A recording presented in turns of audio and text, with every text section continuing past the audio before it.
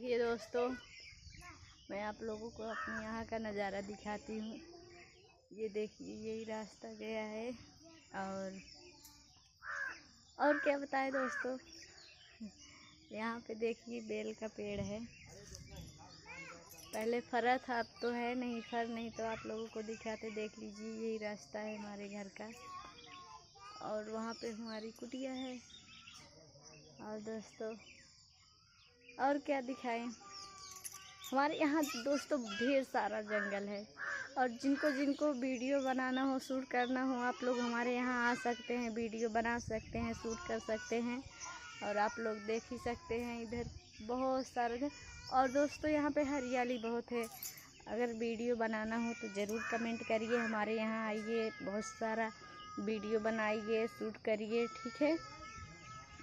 प्रिय दोस्तों, ज़्यादा से ज़्यादा हमारे वीडियो को शेयर करिए, सपोर्ट करिए, कमेंट करिए। जो लोग नए हैं वो लोग सब्सक्राइब करिए। और हमारे चैनल का नाम है रोली प्रजापति 9120।